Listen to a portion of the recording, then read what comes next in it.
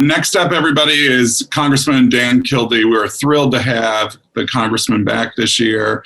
He has been part of the National Cancer Prevention Workshop. And welcome, Congressman Dan Kilby. Thank you to Less Cancer and Mindy Messmer for inviting me to speak to you today for a couple of minutes about the work I'm doing in Congress to protect communities impacted by a group of cancer-causing chemicals called Pfas. Last year, we were able to meet in the Rayburn House Office building on Capitol Hill, and even though we now must meet virtually, I hope to soon join you again in person.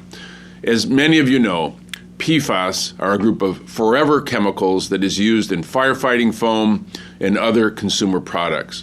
Exposure to Pfas has been linked to a number of health conditions such as kidney disease and thyroid cancer.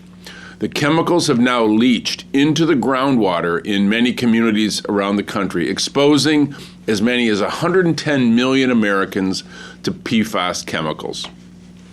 I'm a Flint kid, and helping my hometown recover from the water crisis, I have made it my fight to ensure every American has access to clean, affordable drinking water. During the past 4 years, I've partnered with Democrats and Republicans to push for legislation that would protect communities from PFAS chemicals in our drinking water. The executive branch has the authority to protect people from PFAS in drinking water by regulating it under the Safe Drinking Water Act. But despite that authority, the previous Trump administration failed to act, and that's why we need Congress to act.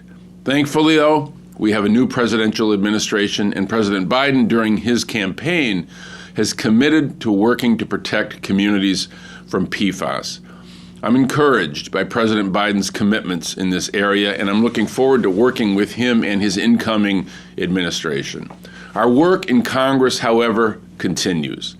2 years ago, I partnered with Republican Pennsylvania Congressman Brian Fitzpatrick to create the Congressional Pfas Task Force, with the goal of bringing members together from across the country to learn and work on PFAS issues.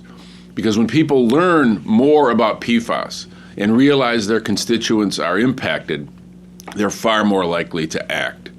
What started as 14 members on the day of its inception has grown to more than 60 members by the end of the 116th Congress.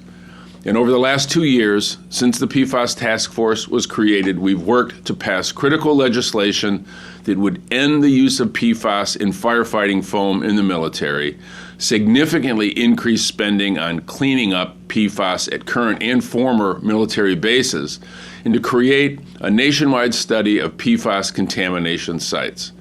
I'm looking forward to working with Representative Fitzpatrick, other members of Congress, and the Biden administration to build on the progress that we've made.